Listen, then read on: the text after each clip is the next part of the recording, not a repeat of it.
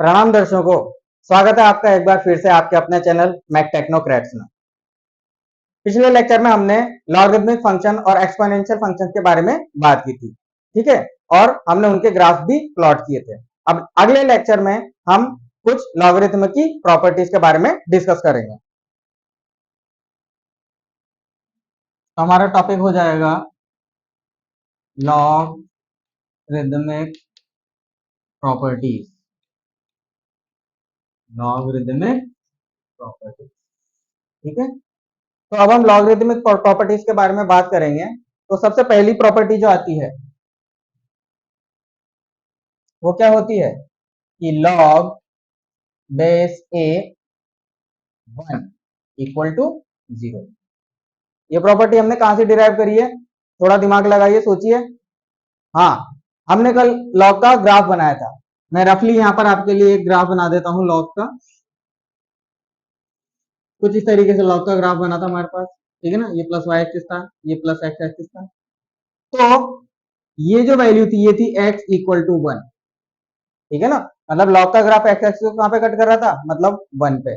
तो जब हम x की जगह 1 पुट करते हैं लॉग के फंक्शन में, हमारे पास फंक्शन क्या था? y is equal to log base a x, ये फंक्शन था। तो जब हमने x की जगह 1 पुट किया तो इस ग्राफ के अकॉर्डिंग हमारे पास y कितना आना चाहिए था? 0। तो देखो 0 आ रहा है, ठीक है। ये तो पहली बेसिक प्रॉपर्टी हो गई। जहां पर a जो होता है वो 1 के इक्वल तो नहीं होता, लेकिन 0 से बड़ा होता है। इस वाले प्रॉपर्टी में हमें यह ध्यान रखना है कि a की वैल्यू 1 के बराबर नहीं होनी चाहिए और a का वैल्यू 0 से बड़ा होना चाहिए। a का वैल्यू 0 से इसलिए बड़ा होना चाहिए क्योंकि हमारा जो लॉग का ग्राफ है वो प्लस x की तरफ चल रहा है, ठीक है ना। a हमारा बेस होता है ना। तो बेस हमेशा 0 से बड़ा ही होना चाहिए। बेस कभी भी नेगेटिव नहीं होता लॉग्स का, है ना। ये उसकी बेसिक प्रॉपर्टीज है। चलिए अब दूसरी प्रॉपर्टी इसी ग्राफ से डिराइव कर लेते हैं कि जब हमने देखा x की वैल्यू 0 हो जाएगी, ठीक है ना, तो ग्राफ कहां को टेंड कर रहा है? माइनस इंफिनिटी को। नेगेटिव y की तरफ कहां जा रहा है? माइनस इंफिनिटी, ठीक है ना। तो दूसरा प्रॉपर्टी हमारे पास हो जाएगा log a ऑफ 0, ठीक है ना। जब x की वैल्यू हमने 0 रख दी तो वो किसके बराबर हो जाएगा? माइनस इंफिनिटी के।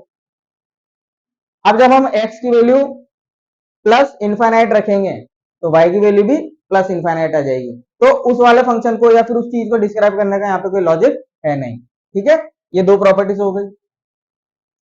तीसरी प्रॉपर्टी हो जाएगी if a equal to e, ठीक है।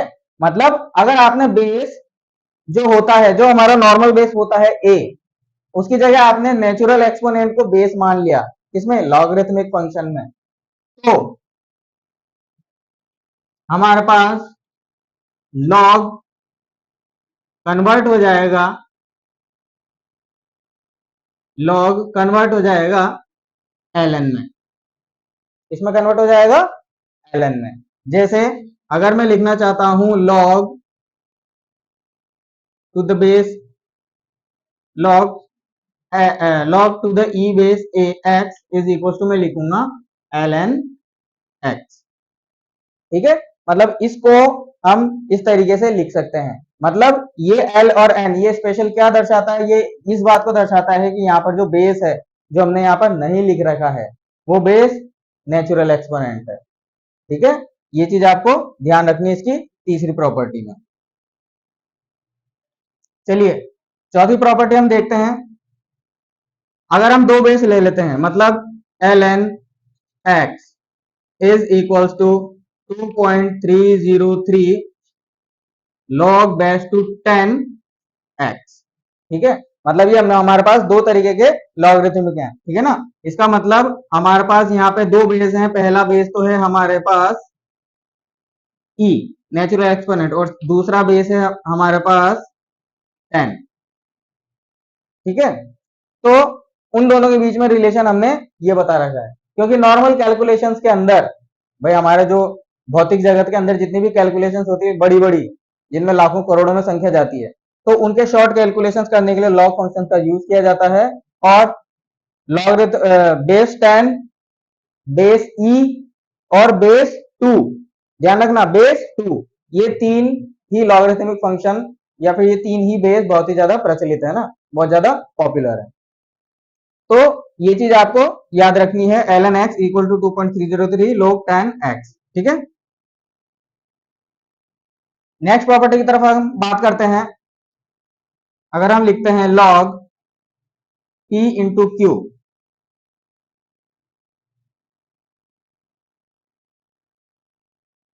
हम लिखते हैं log a इंटू b, ठीक है ना, मल्टीप्लाई हो रहा है, तो ये हमारे पास इक्वल हो जाएगा log of a plus log of b। Next property की बात करें, इसकी रिवर्स हो जाएगी, अगर हमारे पास अवेलेबल है log p बाय q, ठीक है, तो ये हमारे पास इक्वल हो जाएगा log of p minus log of q, ठीक है। नेक्स्ट प्रॉपर्टी, अगर हमारे पास कुछ इस तरीके से है log of x power m, तो this can be converted into m into log x, ठीक है। ये कुछ प्रॉपर्टीज हैं। आगे चलते हैं अगली प्रॉपर्टी पे, log base a to the variable a is equals to 1, ठीक है। ये प्रॉपर्टी कहां से आई है, जैसे आप देख लो 2 की पावर 1 इक्वल टू 2, यही होता है। अब मैं इसको लॉग में कन्वर्ट करूंगा तो लॉग बेस क्या था, यहाँ पर 2 था, ये 2 लगा दिया बेस, फंक्शन का आउटपुट क्या आ रहा था 2, तो ये भी 2 आ रहा था, तो हमारे पास जो पावर थी वो 1 इधर बना जाएगी, ठीक है। कुछ इसी तरीके से, है ना, मतलब किसी भी नंबर का जो पावर होता है वो 1 के, वो उसी नंबर के इक्वल होता है, जो वन फर्स्ट पावर होता है, ठीक है। यहाँ पर मैं 3 लिख दूं 4 लिख दूं तो जो मैं यहाँ लिखूंगा वही यहाँ पर आएगा, तो उसके अकॉर्डिंग हमारे पास ये वाली प्रॉपर्टी आ गई है।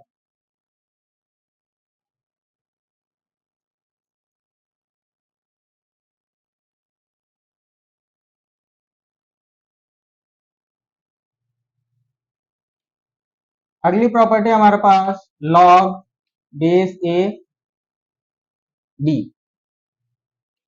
तो इसको हम लिख सकते हैं log of b to the base m divided by log of a to the base m, ठीक है ना। ये बहुत ही जनरल और बेसिक प्रॉपर्टी है। इसमें हमने एक log को एक रेशियो में तोड़ दिया, जिसमें हमने दोनों को एक कॉमन क्या दिया है, m, m क्या होता है,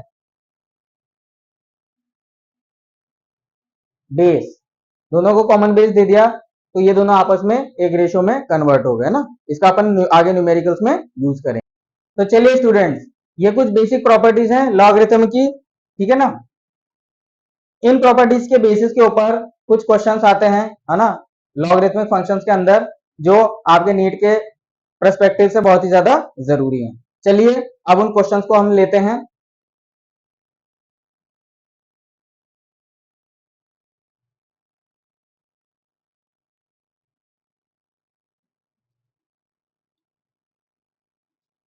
question, find log 125 to the base 5, ठीक है। हमें इसकी वैल्यू निकालनी है कि इसकी वैल्यू कितनी होती है। log 125 to the base 5 is what equal to, ठीक है। तो जैसा कि हम जानते हैं 5 इंटू 5 25, और 25 इंटू 5 ये होता है 125, ठीक है। देखते से पता चल रहा है कि ये 5 का क्यूब रूट है, तो 5 का cube root is equal to 125, तो ये देखो एक्सपोनेंट फॉर्म में हो गया। इसको हम जब हम लॉगरिथमिक फॉर्म में कन्वर्ट करेंगे तो हमारे पास आ जाएगा लॉग बेस क्या है 5, क्योंकि पावर जिसके ऊपर लगती है, जिसके ऊपर पावर लगती है वही बेस कहलाता है, तो हमारे पास आ जाएगा बेस 5, और उसके बाद जो बचा हुआ है वो हमारे पास ब्रैकेट के अंदर आ जाएगा, ठीक है, इस तरीके से ये हमारे पास आ जाएगा 3 के इक्वल। कितना आ जाएगा, 3 के इक्वल। तो कुछ इसी तरीके से हमसे पूछा गया हुआ है, ठीक है ना, मतलब 5 की थर्ड पावर करेंगे, 5 को 3 बार मल्टीप्लाई करेंगे तब हमारे पास 125 आएगा, ठीक है। चलिए एक और क्वेश्चन लेते हैं।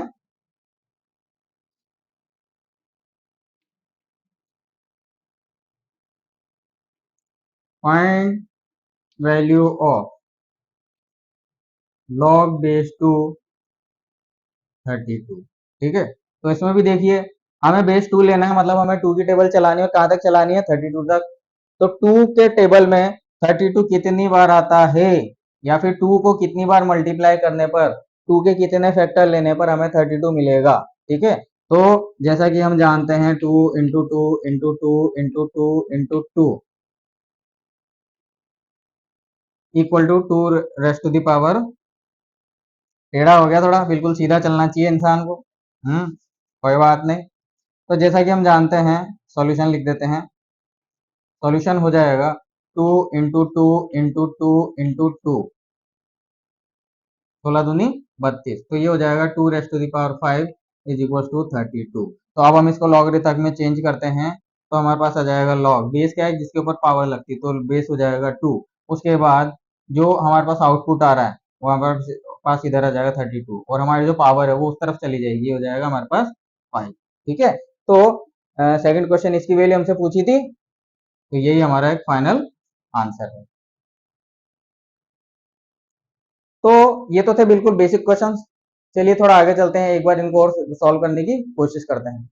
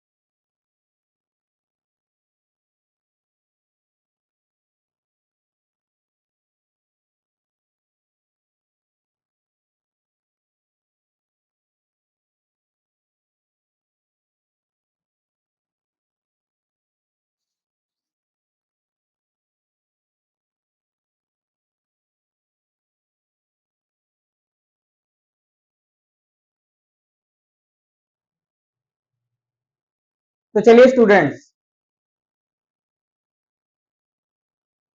स्टूडेंट्स, लॉगरिथमिक फंक्शन आपका फिनिश हो चुका है। अब उसके आगे वाले टॉपिक की बात करते हैं, है ना।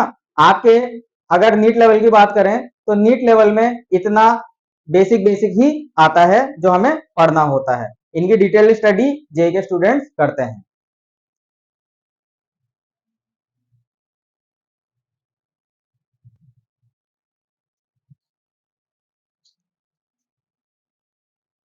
तो अगला टॉपिक हम लेते हैं क्वाड्रेटिक इक्वेशन। हमारे पास अगला टॉपिक आ जाएगा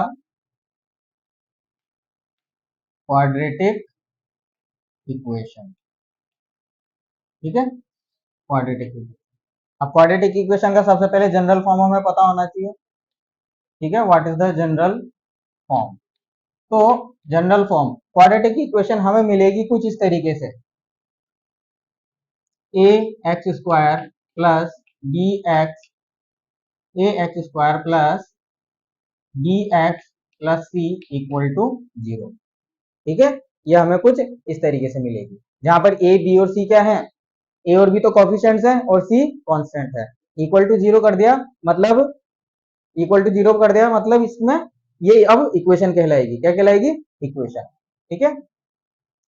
इसका ऑर्डर कितना होता है, अगर हम पहली बात करें इसका ऑर्डर, ऑर्डर हो जाएगा जिसे हम n बोलते हैं, ठीक है ना, इसका ऑर्डर हो जाएगा 2। इसका क्या मतलब हुआ, इसका मतलब हुआ कि इसके दो रूट्स होंगे, इसके क्या होंगे, दो रूट्स, है ना।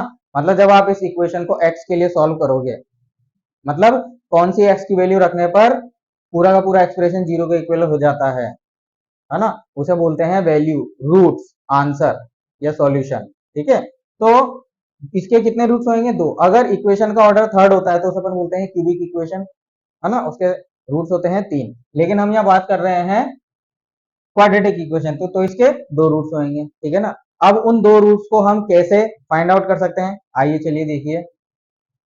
तो सबसे पहले जो बेसिक फॉर्म है, ठीक है ना, सबसे पहले जो बेसिक फॉर्मूला है, मतलब सिंपल फॉर्मूले से आप आंसर निकाल सकें, मैं आपको वो फॉर्मूला लिख देता हूं कि x1 की जगह हम बोल देते हैं let the two roots are, let the two roots are alpha and beta, ठीक है ना। अगर इसके ये दो रूट्स हैं तो अल्फा या बीटा अलग अलग ही लिख देते हैं।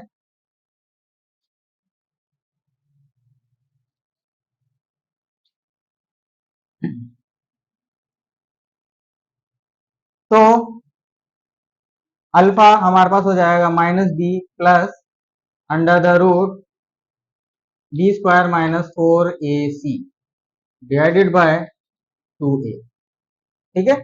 और अगर मैं बीटा लिखना चाहूं तो वो भी हमारे पास आ जाएगा -b पर, यहाँ पर माइनस आ जाएगा इस बार, -b square minus 4ac by 2a, ठीक है। तो ये दो जनरल हमारे पास रूट्स हैं, है ना। इसको अपन बोल देते हैं x1, इसको अपन बोल देते हैं x2, मतलब ये x1 और x2 रूट्स हैं, ठीक है। अब तीसरी बात जो हमें पढ़नी है वो हम पढ़ेंगे कि इफ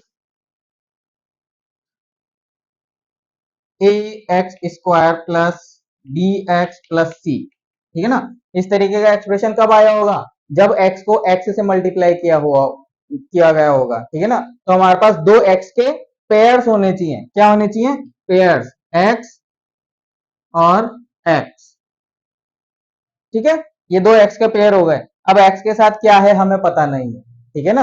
x के साथ क्या है, x के साथ होता क्या है, प्रश्न के साथ क्या होता है, उत्तर। तो इसी तरीके से ये हमारा प्रश्न है, ये उसका उत्तर है, तो उत्तर यहाँ पे होता है। मतलब मैं किसकी बात कर रहा हूँ, रूट्स की, मैं किसकी बात कर रहा हूँ, रूट्स की, ठीक है। तो मैं यहाँ पे माइनस अल्फा ले लेता हूँ और यहाँ पे माइनस बीटा ले लेता हूँ, ठीक है। इसका मतलब जनरल इक्वेशन को हम इस तरीके से कंपेयर कर सकते हैं। इन दोनों फॉर्मूलों के अंदर जो ये बी, ए और सी आ रहे हैं वो यहाँ से आ रहे हैं, ठीक है ना। इनका यूज मैं आपको भी थोड़ी देर पे बाद में करना सिखाऊंगा, ठीक है। और x minus alpha, x minus beta, ये मैंने इसका फैक्टर फॉर्म लिख दिया है, क्या लिख दिया, फैक्टर फॉर्म, ठीक है। मतलब अगर मैं इनको मल्टीप्लाई करूं दोनों ब्रैकेट्स को, तो मेरे पास कुछ इस तरीके का एक्सप्रेशन ही आएगा। एक मेरे पास आएगी एक्स स्क्वायर की टर्म, एक मेरे पास आएगी एक्स की टर्म, और एक मेरे पास आएगा कांस्टेंट, ठीक है ना। मतलब इस एक्स को इस एक्स से मल्टीप्लाई करेंगे तो एक्स स्क्वायर आ जाएगा, आगे एक्स की टर्म। इस अल्फा को बीटा से मल्टीप्लाई करेंगे तो आएगा अल्फा बीटा, वो एक कांस्टेंट टर्म है, उसमें एक्स है ही नहीं तो वो एक कांस्टेंट टर्म है। इसी तरीके से बीच में हमें एक एक्स वाली टर्म भी मिलेगी, ठीक है। चलिए अब आगे बढ़ते हैं।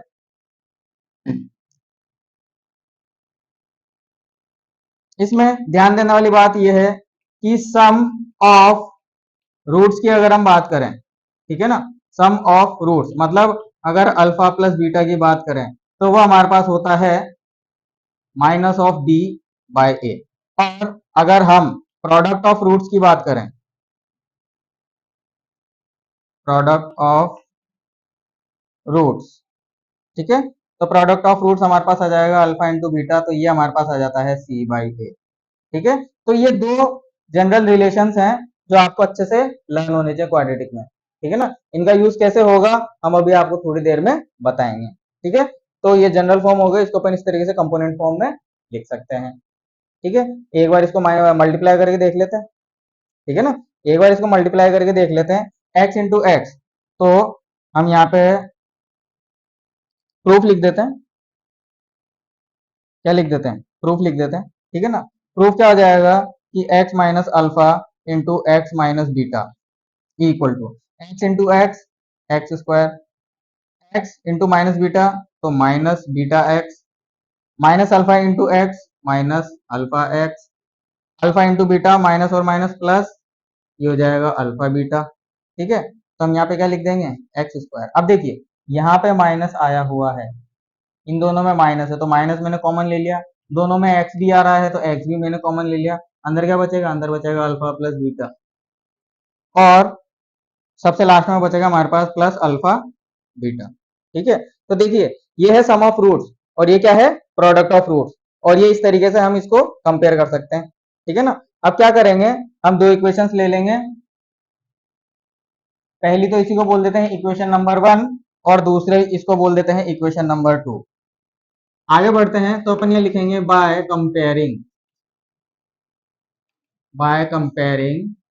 Equation 1 and equation 2। इक्वेशन 1 और 2 को जब हम कंपेयर करेंगे, कर लेते हैं, x square minus alpha plus beta into x plus alpha beta is equals to, ये किसके इक्वलेंट है? A x square plus b x plus c के, तो a x square plus b x plus c. ठीक है ना, अब जब हम यहाँ पर इनको कंपेयर करेंगे तो देखिए यहाँ पर x का क्या है? कॉफिशिएंट, यहाँ पर x का कॉफिशिएंट है 1, है ना, यहाँ 2 लिखा होता तो 2 उसका कॉफिशिएंट होता, तो यहाँ x का कॉफिशिएंट क्या है? 1। तो यहाँ पर भी हमें x का कॉफिशिएंट 1 करना होगा, तभी तो हम इसको कंपेयर कर पाएंगे। ठीक है, इनके कॉफिशिएंट से तो कंपेयर करना में, तो चलिए अगर मैं यहाँ पर पूरी इक्वेशन में a से डिवाइड कर दूं, तो पूरी इक्वेशन को अगर मैं a से डिवाइड कर देता हूं यहाँ वाली को, तो चलिए पूरा ही करके दिखा देता हूं, तो x square minus alpha plus beta into x plus alpha beta is equals to x square plus d by a x plus c by a. मैंने इधर वाले पार्ट को पूरा a से डिवाइड कर दिया, ये देखो इस तरीके से, है ना, क्यों? क्योंकि मेरे को कंपेयर करना था, मतलब एक्स स्क्वायर और एक्स स्क्वायर दोनों के कोफिशिएंट सेम आ गए। अब जो x का कोफिशिएंट है वो भी सेम होना चाहिए और जो कांस्टेंट टर्म है वो भी सेम होनी चाहिए। भाई कंपैरिजन तो ऐसे ही होता है। चलिए कंपैरिजन करते हैं, तो हमारे पास सबसे पहली चीज आ जाएगी कि minus of alpha plus beta is equal to, ये किसके बराबर है? b बाई ए के बराबर। ठीक है, ध्यान से देखिए, अब बस करना कुछ नहीं है, माइनस को उधर ले जाना है, तो हमारे पास पहला फॉर्मूला आ जाएगा alpha plus beta is equal to minus of b by a. ठीक है, मतलब sum of roots is equal to minus b by a. और दूसरी चीज हमारे पास आ जाएगी alpha into beta is equal to c by a. देखो कंपेयर कर लो, तो ये तो वैसे ही सीधा का सीधा फॉर्मूला मिल रहा है हमें, alpha plus beta is equal to c by a. ठीक है, तो ये दोनों फॉर्मूले यहाँ पर प्रूफ हो चुके हैं। अब इसके ग्राफ के बारे में बात कर लेते हैं जो हम पहले बना चुके हैं। ठीक है, तो हमारे पास क्या आ जाएगा? Quadratic function, quadratic function has parabolic, quadratic function has parabolic graph as y proportional to x square और y equal to ax square। ठीक है ना, इस तरीके से होता है ये क्वाड्रेटिक फंक्शन, पैराबोलिक ग्राफ होता है। पैराबोलिक ग्राफ हमने कल बनाया था आपके लिए, ठीक है ना, तो वैसा ही ग्राफ होता है। अब ये बहुत ही डिटेल्ड वाला सब्जेक्ट है, मतलब ये जो बहुत ही डिटेल का टॉपिक है मैथ्स में, अब ये जो यू शेप है यही पैराबोला कहलाता है। अब ये यहाँ होगा, वहां होगा, नीचे होगा, एक्सिस को यहाँ काट रहा होगा, वो कैसा होगा, उसका मुंह इधर होगा या उधर होगा, उसके बारे में डिटेल्ड में मैथ्स में पढ़ाई होती है। अभी आपको बस ये इतना ही जानना जरूरी है कि क्वाड्रेटिक इक्वेशंस में ये कुछ इक्वेशंस बनती हैं, इनमें से हमें ये फॉर्मूला याद होना चाहिए, क्योंकि जब कॉम्प्लेक्स नंबर आ जाते हैं तब काम नहीं चलता। ये फॉर्मूला याद होना चाहिए और ये दो फॉर्मूले हमें अच्छे से याद होने चाहिए। चलिए अब इनके साथ कुछ क्वेश्चंस की प्रैक्टिस करते हैं। चलिए क्वाड्रेटिक इक्वेशन के ऊपर कुछ क्वेश्चंस करते हैं। तो क्वेश्चन नंबर 1, सबसे पहला क्वेश्चन है find the roots of find the roots of 6x square minus 3x minus 15 equal to 0। ठीक है, मतलब हमें ये क्वाड्रेटिक इक्वेशन दे रखी है, अब हमें इसके रूट्स फाइंड आउट करने हैं। क्या फाइंड आउट करने हैं? रूट्स फाइंड आउट करने हैं। ठीक है, तो जैसा कि हमने डिराइव करते टाइम कंपेयर किया था, तो हम यहाँ पे डायरेक्ट कंपेयर करेंगे, तो हमारे पास a की वैल्यू कितनी आ जाएगी? 6 आ जाएगी। b की वैल्यू कितनी आ जाएगी? -3। स्टूडेंट यहाँ बहुत गलती करते हैं, यहाँ पर जो पूरा का पूरा कोफिशिएंट हो विद साइन, यहाँ पर भी विद साइन वो हमें लेना होता है। तो डी की वैल्यू -3 आ जाएगी और सी की वैल्यू हमारे पास -15 आ जाएगी। ये भी हमें देखो हमने साइन के साथ लिया हुआ। ठीक है, अब हम जानते हैं कि let two roots are alpha and beta. ठीक है, दो रूट्स क्या है? अल्फा और बीटा। तो अल्फा को हम लिखते हैं -b plus under the root d square minus 4ac by 2a। ठीक है, यही फॉर्मूला था।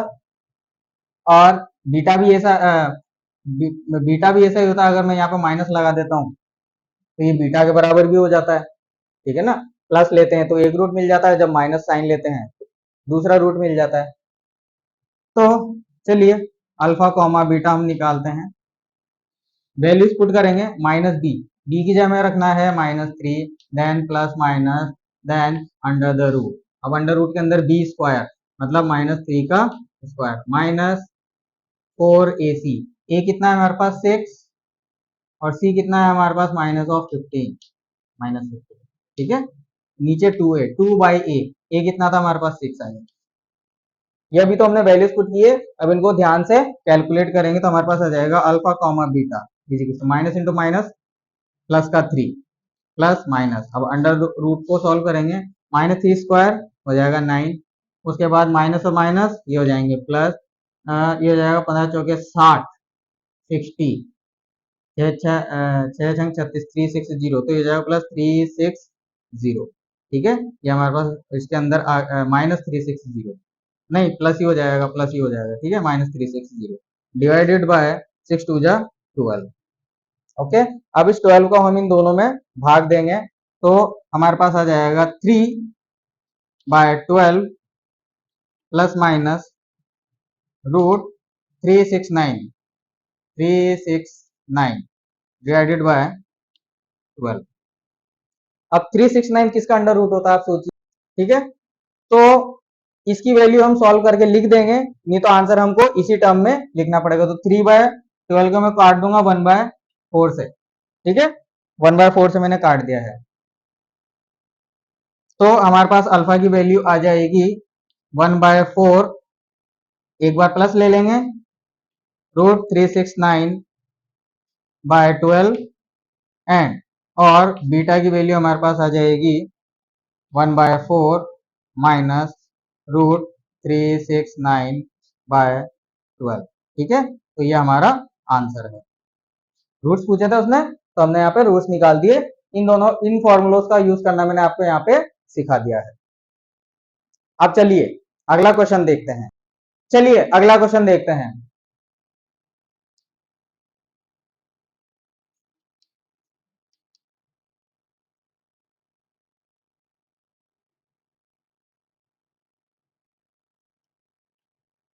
Find sum and product of roots of equation. अब इक्वेशन हमारे पास क्या है? 3x² - x प्लस 9, ठीक है, इक्वल टू 0। चलिए सॉल्व करते हैं, बिल्कुल ही सिंपल क्वेश्चन दिया हुआ है, ठीक है। तो सबसे पहले हम कंपैरिजन करेंगे, तो ए हमारे पास आ जाएगा 3, बी हमारे पास आ जाएगा -1 और सी हमारे पास आ जाएगा 9, ठीक है। तो जैसा कि हम जानते हैं कि अल्फा प्लस बीटा जो होता है वो किसके बराबर होता है, -b/a के बराबर। अब माइनस ये रहा फॉर्मूला वाला, b की वैल्यू -1 अपॉन ए कितना था 3, तो हमारे पास आ जाएगा alpha plus beta is equal to 1/3। और अब अगर हम मल्टीप्लाई की बात करें, ठीक है ना, तो वो होता है c/a, मतलब product of the root c/a। C की वैल्यू कितनी है हमारे पास 9, 9/a, ए कितना है 3, तो हमें मिल जाएगा alpha into beta is equal to 3, ठीक है। कुछ इस तरीके से इक्वेशंस बनती है यहाँ पर। आगे बात समझ में। चलिए अब एक और क्वेश्चन लेते हैं। If sum and product of roots are -4 and 6 respectively, ठीक है, फाइंड इक्वेशन। इक्वेशन फाइंड करनी है, ऐसा भी क्वेश्चन बन सकता है, ठीक है ना। तो चलिए इक्वेशन फाइंड करते हैं। जैसा कि हम जानते हैं कि ये इक्वेशन हमने पढ़ी थी सम के फॉर्म में और रूट के फॉर्म में, यही पढ़ी थी हमने सम और रूट के फॉर्म में। तो चलिए इसको हम आगे सॉल्व कर लेते हैं। तो x square minus alpha plus beta, दोनों का सम कितना दे रखा है, सम एंड प्रोडक्ट रेस्पेक्टिवली 4, और तो सम है -4, ठीक है ना। ये हो जाएगा -4 इंटू एक्स प्लस, और अल्फा और इंटू बीटा मल्टीपल इनका प्रोडक्ट कितना दे रखा है 6 दे रखा है, तो ये हमारे पास हो जाएगा 6। तो क्या मिलेगा, x square minus minus plus 4x plus 6 equal to 0। तो ये हमारा आंसर, ठीक है। तो कुछ इस प्रकार के सिंपल सिंपल न्यूमेरिकल्स, थोड़े बहुत कन्वर्जन के या फिर रूट फाइंडिंग के आपको क्वाड्रेटिक में मिल सकते हैं। अब एक अगला छोटा सा टॉपिक है जिसे हम पढ़ लेते हैं, वो है एप्लीकेशन ऑफ रेशियोज। वो है application of ratio, application of ratio. तो क्या एप्लीकेशन होती है कि if P by Q is equal to R by S, ठीक है। तो पहली जो कंडीशन होती है वो होती है P plus Q by R plus S is equal to P minus Q upon R minus S, ठीक है। दूसरी कंडीशन होती है P plus Q by P equal to R plus S by R, और तीसरी जो शर्त होती है वो होती है P by Q is equal to R minus S by S, ठीक है। इन तीनों को प्रूफ करने के लिए हम कोई सा भी एक प्रूफ कर देते हैं, बाकी की दो अब आप आराम से प्रूफ कर सकते हैं, ठीक है। तो विद्यार्थियों कई बार इस वाली इक्वेशन को इस तरीके से भी लिख दिया जाता है, P plus Q upon P minus Q equal to R plus S upon R minus S। आप देखो इन दोनों की जगह चेंज हो जाएगी क्रॉस मल्टीप्लीकेशन से, तो यही मिलेगा अपन को, ठीक है ना। तो इस तरीके से या तो किसी कभी किन्हीं किताबों में ऐसा दे रखा है, फिर किन्हीं में ऐसा दे रखा है, तो आप ध्यान रख लीजिएगा आपको कौन सा लर्न करना है। चलिए इन एप्लीकेशंस के ऊपर अब एक सवाल ले लेते हैं, ठीक है। क्वेश्चन, अब क्वेश्चन होना चाहिए कि इफ, देखिए हमें कुछ इस तरीके की कंडीशन रखनी होगी, मतलब अगर ऐसा होगा तभी ये नीचे की तीनों बातें पॉसिबल है, ये है कहने का मतलब। तो हमें क्वेश्चन कुछ इस तरीके से बनाना पड़ेगा, ठीक है। तो अगर हम लिख देते हैं 2/3 इज इक्वल टू 24/36, इस तरीके से लिख सकते हैं 2/3। इसको जब हम 12 से काटेंगे तो 12 2 जा 24 और 12 3 जा 36, तो 12 से कट हो सकता है, ठीक है ना। लेकिन हमें इस तरीके का रेशो बनाना था, कैसा बनाना था, इस तरीके का, ठीक है ना। तो P by Q equal to R by S. आगे बात समझ में। तो सॉल्यूशन में प्रूफ कर लेते हैं, सॉल्यूशन बोलो या प्रूफ बोलो। Let P is equal to 2, Q is equal to 3, R is equal to 24, S is equal to 36, ठीक है।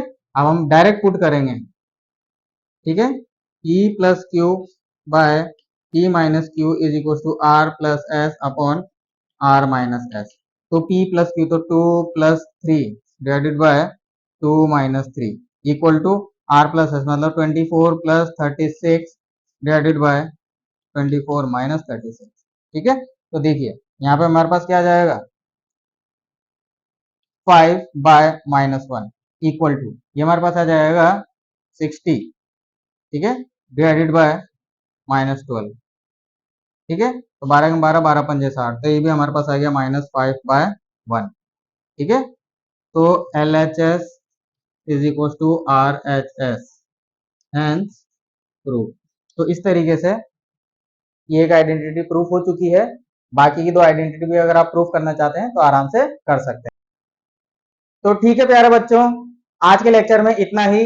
बाकी के जो टॉपिक्स हैं वो हम नेक्स्ट के लेक्चर के अंदर डिस्कस करेंगे, और इसी तरीके से हर लेक्चर में हर टॉपिक के साथ एक दो मैं आपको सवाल कराता चलूंगा, ठीक है। उसके बाद अगर हमारा बेसिक मैथ्स वाला चैप्टर कंप्लीट हो जाता है, उसकी थ्योरी कंप्लीट हो जाती है, तो उसके बाद हम कम से भी कम दो बड़े बड़े लेक्चर्स लेंगे जिनमें हम कई वेराइटी के न्यूमेरिकल्स की आपको दोबारा से प्रैक्टिस करवाएं, ठीक है। या फिर अगर आपकी डिमांड हुई तो नेक्स्ट चैप्टर भी स्टार्ट किया जाएगा, ठीक है, जो कि वेक्टर्स है। फिजिक्स पढ़ने के लिए जो सबसे जरूरी चैप्टर्स होते हैं वो मैं आपको सबसे पहले पढ़ा रहा हूं, ताकि आपका फाउंडेशन भी स्ट्रांग हो, ठीक है। अगर आपको चैनल अच्छा लगा हो, लेक्चर्स पसंद आए हों, तो इस चैनल को सब्सक्राइब कीजिएगा। Thank you.